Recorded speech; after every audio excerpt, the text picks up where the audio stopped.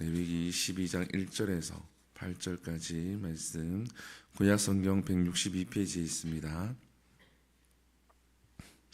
함께 읽겠습니다. 시작. 여호와께서 모세에게 말씀하여 이르시되 이스라엘 자손에게 말하여 이르라.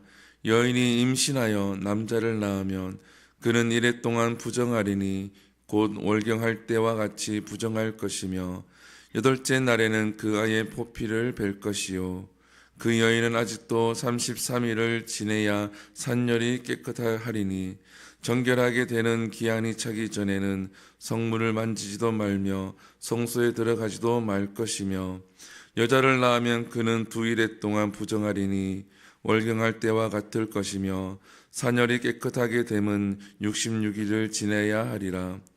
아들이나 딸이나 정결하게 되기는 기한이 차면 그 여인은 번제를 위하여 1년 된 어린 양을 가져가고 속죄제를 위하여 집비둘기 새끼나 산비둘기를 회막문 제사장에게로 가져갈 것이요 제사장은 그것을 여호와 앞에 드려서 그 여인을 위하여 속죄할 것이니 그리하면 산열이 깨끗하리라. 이는 아들이나 딸을 생산한 여인에게 대한 규례니라. 그 여인이 어린 양을 바치기에 힘에 미치지 못하면 산비둘기 2마리나 집비둘기 새끼 2마리를 가져다가 하나는 번제물로 하나는 속죄물로 삼을 것이요 제사장은 그를 위하여 속죄할지니 그가 정결하리라. 아멘. 할렐루야. 오늘 본문은 레위기 12장 1절에서 8절까지 말씀입니다. 아이를 낳은 여인에 관한 규례입니다. 즉 출산한 여인에 대한 규례이죠. 근데 오늘 본문에 보게 되어지면 출산한 여인을 가리켜서 하나님이 부정하다라고 이야기를 합니다. 아이를 낳는 일이 부정한 것은 아닙니다. 그런데 하나님께서 오늘 부정하다, 그렇기 때문에 깨끗하게 되기 위해서는 33일, 66일을 이제 기한을 정해두고 있습니다. 그러면 왜 이 아이를 낳은 여인을 향해서 하나님이 부정하다라고 이야기를 할까요? 그 이유는 첫 번째, 피를 흘렸기 때문입니다. 오늘 본문에 보게 되어지면 월경하는 것에 대해서도 이야기를 하고 출산했을 때도 마찬가지죠. 피 흘림에 대해서는 하나님께서 부정하게 말씀을 하는 겁니다. 그리고 두 번째 부정한 이유는 아담과 하와가 하나님 앞에 범죄를 했을 때 그들이 하나님으로부터 받은 고통이 있습니다. 남자는 이제 노동을 함으로 고통에 대한 그러한 것을 하나님 앞에 받게 되어지고 여자는 해산의 고통을 더하게 되어지죠. 이 두 가지 이유로 인해서 하나님이 출산한 여인을 향해서 이제 부정한 것에 대해서 말씀을 합니다. 그래서 성물을 만지거나 성소에 나오는 것을 정결하게 되기 전까지, 그 기한이 지나기 전까지는 하지 말 것을 이야기를 합니다. 사랑하는 성도 여러분, 우리가 아이를 낳고 출산한 것은 하나님이 우리에게 주신 은혜입니다. 그래서 창세기도 보게 되어지면 아담에게 온 에덴 동산에 있는 만물을 다스리면서 생육하고 번성하라라고 하나님이 아담에게 말씀하시고 축복하시죠. 아브라함에게도 마찬가지입니다. 내 자손이 하늘의 별과 같이 바다 아래 모래알 같이 많게 되리라. 이것은 아이를 낳고 출산하는 것은 복되는 것을 의미를 하는 겁니다. 그렇지만 이 두 가지 이유로 인해서 어느 기간 동안은 우리가 하나님께서 그 기간을 주신 겁니다. 또 한 가지가 있는데 여인이 몸을 회복하는 최소한의 시간을 이 여인에게 허락을 하신 겁니다. 그리고 난 다음에 오늘 본문에 한 가지 우리가 주목해야 될 부분이 바로 3절입니다. 여덟째 날에는 그 아이의 표피를 벨 것이요. 남자아이를 낳으면은 포피를 뵐 것을 말씀을 합니다. 이 포피는 하나님의 백성을 의미를 하기도 합니다. 그리고 이제 속죄에 대한 것도 의미를 하는 거죠. 이 태어난 지 8일밖에 되지 않은 아이가 죄를 짓지는 않습니다. 그러나 그 죄를 가지고 태어나기에 이 표피를 뱀으로 속죄함을 의미를 한다라는 거죠. 그 모세가 하나님 따라서 출애굽을 하고 난 다음에 하나님 앞에 죽임을 당할 뻔하죠. 그때에 이 모세의 아내 십보라가 그의 아들의 포피를 베어서 그 천사 앞에, 군대 장관 앞에 던졌을 때에 목숨을 구할 수가 있었죠. 바로 그러한 이유입니다.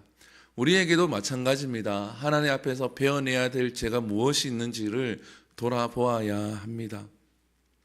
내 속에 아직 베어내지 못한 그러한 죄가 있습니까?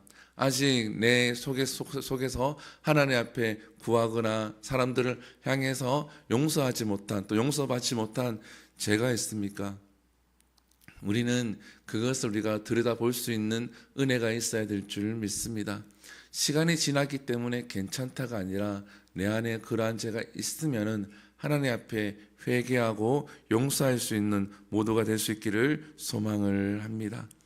그리고 난 다음에 오늘 본문에 보게 되어지면 6절에 보게 되어지면 아들이나 딸이나 정결하게 되는 기한이 차면 그 여인은 번제물을 위하여 1년 된 어린 양을 가져가고 속죄제를 위하여 집비둘기 새끼나 산비둘기를 해방문 제사장에게 가져갈 것이요. 하나님 앞에 번제도 드리지만 속죄제도 드려야 한다라는 거죠. 깨끗함을 받기 위해서 속죄제를 드려야 한다라는 겁니다. 이 아이를 낳는 것이 죄가 되기 때문에 속죄제를 드리는 것이 아니라 앞에서 이야기한 그러한 부분들이 있기 때문에 하나님 앞에 우리가 회개를 해야 한다라는 거죠. 우리가 부정한 것에 대해서 우리가 회개할 수 있는 신앙을 가져야 합니다. 내가 다른 사람을 향해서 죄를 짓거나 다른 사람에게 피해를 입히지는 않았지만 내 생각과 내 마음이 하나님 앞에서 죄를 지었다 그러면은 거기에 대해서 우리가 회개할 수 있는 성숙한 그리스도인이 되어야 한다라는 거죠. 물론 표출되지 않아서 그 누구도 알 수는 없습니다. 분명히 내가 말하지도 않았고 다른 사람에게 드러내지는 않았습니다. 그러나 하나님은 내 중심을 보시기 때문에 알고 있다라는 거죠. 거기에 대해서도 우리가 민감하게 반응할 수가 있어야 한다라는 거죠.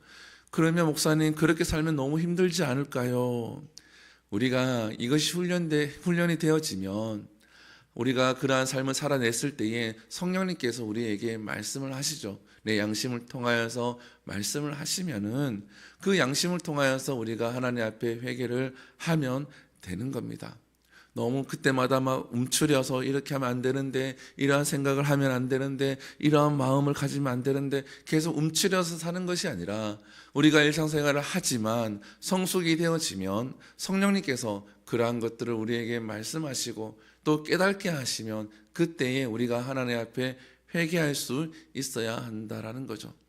무조건 그냥 좋은 게 좋다고 생각하고 지나가는 것이 아니라 깨닫게 하시면은 또 내가 그렇게 성숙이 되어지면은 거기에 대해서는 우리가 회개하며 나아가야 한다라는 겁니다. 우리가 다윗이라는 인물을 잘 알고 있습니다. 다윗이 밧세바를 취하고 밧세바의 남편 우리아를 전쟁터에 보내서 죽게 합니다. 그러나 이 다윗은 자기가 저지른 죄에 대해서 전혀 깨달지 못합니다. 그러나 나단 선지자를 통하여서 이 다윗이 깨닫게 되어지죠. 나단 선지자가 예를 들어서 다윗 왕 앞에서 이야기를 합니다.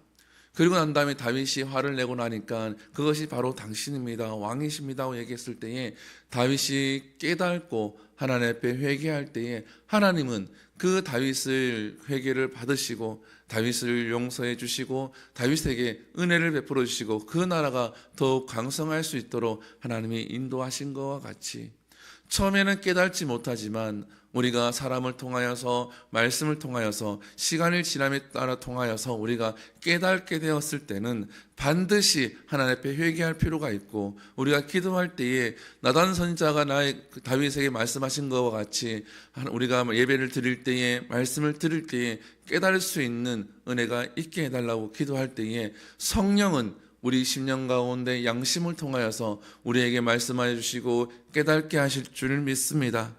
우리는 거기에 순종해서 깨달으면 하나님 앞에 엎드리면 된다라는 거죠. 속죄제를 드리면 되는 겁니다. 그런데 오늘 본문에 보게 되어지면 하나님이 어떠한 것을 취합니까? 오늘 본문의 8절에 보게 되어지면 이렇게 되어 있습니다. 그 여인이 어린 양을 바치기에 힘에 미치지 못하면 산비둘기 2마리나 집비둘기 2마리, 새끼 2마리를 가져다가 하나는 번제물로 하나는 속죄물로 삼을 것이요. 형편이 어려운 자에게는 하나님께서 그 제물에 대해서 경도를 낮추어 주셨죠. 하나님은 이 모양이든 저 모양이든 하나님 앞에 나오는 것을 원하시는 줄 믿습니다. 기도를 길게 하고 회개를 깊이 하는 것을 하나님이 원하시는 것이 아니라 그것을 깨닫고 하나님 앞에 엎드리는 자에게는 하나님이 죄를 용서하시고 은혜를 베풀어 주실 줄 믿습니다. 사랑하는 성도 여러분, 내가 아직 하나님 앞에서 베어내지 못한 죄가 무엇이 있는지를 돌아보고 혹시 그 죄가 있다 그러면 오늘 이 시간 하나님 앞에 회개하시고, 또한 우리가 함께 기도할 때에 하나님께서 내 심령 가운데 내가 그동안 깨닫지 못한 것들이 있으면은 말씀을 통하여서 깨닫게 하시고, 또한 이 시간 생각나게 한다 그러면 그 죄에 대해서, 그 부분에 대해서 하나님 앞에 회개하고 엎드릴 수 있는 우리 모두가 될 수 있기를 소망합니다. 기도합니다. 사랑과 은혜가 충만하신 하나님, 우리가 이 시간 레위기 12장 1절에서 8절을 통하여서 말씀을 함께 나누었습니다. 하나님, 추산한 여인을 향해서 하나님께서 그들이 회복할 시간을 주시고 또 그들이 정결할 시간을 주시고, 또한 우리가 그 모습을 통하여서 우리가 은혜를 함께 나누었습니다. 하나님, 우리가 하나님 앞에 아직 회개하지 못한 부분들이 있습니까? 그 부분이 오늘 있다면 하나님 이 시간 깨닫게 하시고 생각나게 하셔서 회개할 수 있는 시간이 되게 하여 주시옵시고, 또한 우리가 성숙함에 따라 말씀을 통하여서, 환경을 통하여서, 사람을 통하여서 하나님이 메시지가 전달될 때에 다윗과 같이 깨닫고 하나님 앞에 회개하게 하시고, 하나님은 하나님 앞에 나오는 자를 기뻐하셔서 하나님이 그 산모의 제물에 대해서 하나님께서 그렇게 자비를 베푸신 것 같이 하나님, 우리가 하나님 앞에 나아갔을 때에 우리에게 은혜 위에 은혜를 더하여 주시옵소서. 그래서 우리 성도들이 날마다 하나님 은혜 가운데 거하는 모두가 되게 하여 주시옵소서. 이 모든 것 살아계신 예수님 이름으로 기도드립니다. 아멘. 우리 주기도문의 예배를 마칩니다. 하늘에 계신 우리 아버지여, 이름이 거룩히 여김을 받으시오며 나라의 임하옵시며 뜻이 하늘에서 이루어진 것 같이 땅에서 이루어지리이다.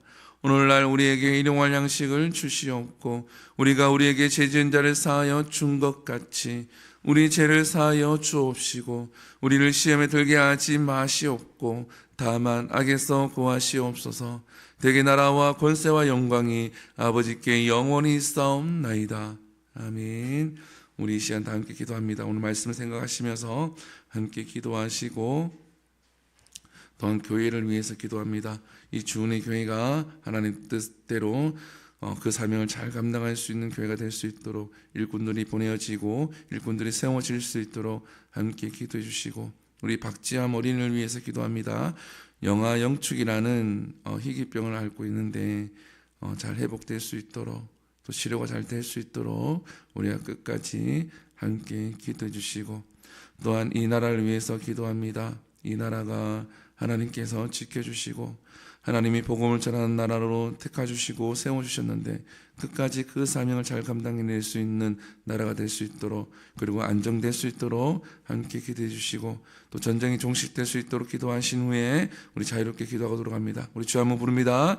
주여, 사랑으로 충만하신 하나님, 주님 감사합니다. 하나님, 우리 사랑하여 주시옵시고